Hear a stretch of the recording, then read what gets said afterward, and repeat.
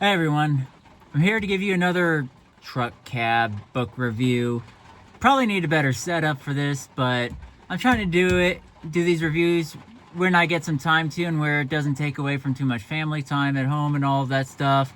So you're here with me in a cab during a rainstorm. Anyways, the book I'll be talking about today is one of the fiction books I've been the most conflicted over while reading. I'll get to that a little bit later, but I'll try giving you my thoughts on the story itself. Then I was really impressed by how it was written, and I have some other thoughts on something more specifically later on. But the book I'm talking about now is Atlas Shrugged by Ayn Rand. I'll get my little annoyance off the way. This book was given to me, so I was extremely grateful for it. A friend at work said, "Hey, this is on, if everybody who's politically minded, this is on their bookshelf. Whether they hate it or they love it, this is still on their bookshelf." And so he bought this for me and gave it to me, so I was grateful. But why is this mass media market, whatever these midget books are called, like why were these a popular thing? They're like, you can see it's so small. Like, the book is physically small. On top of the microscopic font you have to read, it's just, I'm minorly dyslexic, and just trying to read something this small I have to put all my effort into reading it, much less understanding it. So I got an ebook and read through it largely that way, and through an audiobook helped me get burned through like a third of it on a road trip. So that's how I read through it, but I still keep this physical copy because it was a gift, and I like keeping physical copies of books that I think are important, or books that I really like. So, yeah, I did like this story. It's a political thriller, largely along the lines of 1984. Actually, I pretty much described this as a 1,100-page version of 1984, with some obvious differences. But it's along those lines of books. So if you like Brave New World, Fahrenheit 451, 1984, this book is kind of up your alley. That being said, it's a little dry, it's a little slow moving, but I still enjoyed it through the slow pace of the book and everything, because it really was telling a good story through it. So main idea is Dagny, I forget her last name. Dagny inherited a railroad business along with her brother. I forget the loser's name. He's probably the most villainous person in the book. But her brother and the group of cronies that are running the company are actively losing money because they're not running the business properly. Well, she decides to take matters into her own hands, works with the guy who came up with the new alloy of steel that's lighter and stronger than steel. And her and the other dude, I need to remember people's names. Her and the other guy build a new rail, like transatlantic, from like I forget where exactly. It's like from New York all the way to California, and they do it in record times because they fully load the train, run it at 100 miles an hour, and the train doesn't flip or anything, and the new metal railroad survives. So since that happens, both businesses boom, and this book shows what happens when extreme socialism and hyperbolic extent of left politics take over a country and just destroy it. And some other things happen. There's a curse word phrase in this book. Who is John Galt? And it's just an utter sign of depression and giving up in life. But he is actually a figure in the book who,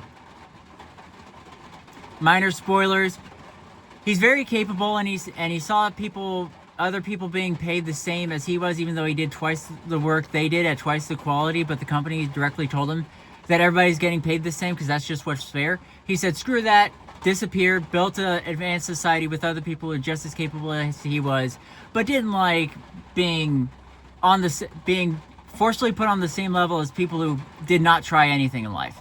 And stuff happens. So that's the main gist of the story. Yeah, there's a lot more that happens, but I don't feel like running through the 1,000 pages. A problem I had with this was there are no good characters in this book. There's one good person in this book. There's plenty of protagonists. You're supposed to be rooting for Dagny and the other dude, but like, there's only one good dude in there. They're all like not really good people, at least by Christian ethics, biblical standards, all that stuff. There's no good people in here. This book is exactly like 1984 in the fact that it revolves around an affair. Dagny ends up having an affair with her business partner, the metal dude, who's married. And I saw chapter 2 in the conversation they had. I was like, oh, they're going to have an affair because they're making too much of an emotional connection looking over the business stuff, and sure enough, it happens. And it's just a running theme throughout. Neither of them are ashamed or embarrassed by it, partially because the dude's wife only married him because of his social status. She doesn't do anything to invest in their relationship, their marriage.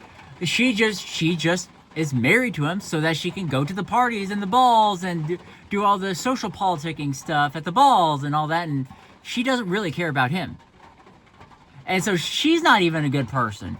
Dagny's brother is like probably the most villainous person in the book, and various different things happen that show that, and just the only good person in the book, even though there's plenty of protagonists, the only good person is Dagny's childhood friend who has helped her throughout this entire railroad business, even when everything was going to crap.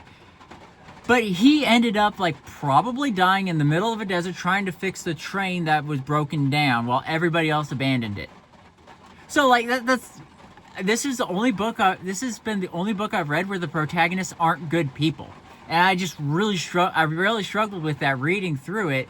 And on top of that, like the affair, like the lack of shame in it, and she doesn't even stay with the dude.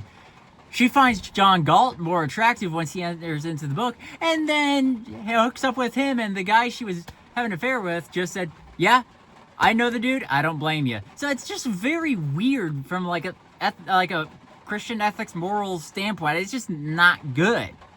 But let me get to what, like, this is one of the best, most well-written stories I have read.